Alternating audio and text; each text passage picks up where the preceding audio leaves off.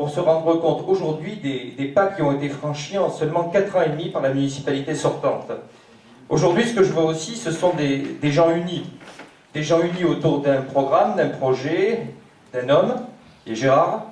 Et ça fait plaisir. C'est pas parce que j'arrive de Gap où effectivement c'est un petit peu différent.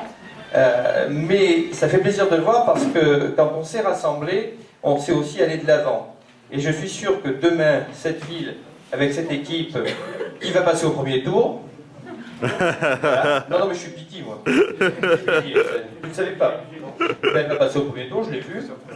Oui, non, mais il n'y a aucun doute. Ça veut dire que vous devez vous mobiliser, parce que justement, il faut avoir la reconnaissance de ce qui a été lancé, de cette dynamique absolument extraordinaire qui a été relancée dans cette ville. Et je le dis, et je l'ai dit l'autre jour, et je le répète, nous étions orphelins d'une ville leader dans le nord du département, d'une ville qui puisse compter, sur laquelle on puisse compter. Aujourd'hui, il y a une équipe en place à la municipalité, une équipe en place à l'intercommunalité, qui fait que l'habitat, l'emploi sont des priorités qui ont été, avec le social, clairement affichées.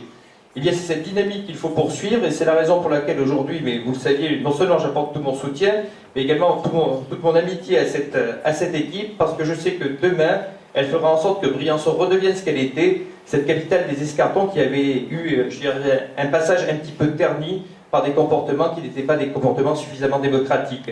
Alors, en avant pour cette liste, et le 23 mars au soir, j'espère qu'on aura tous le champagne. Ouais!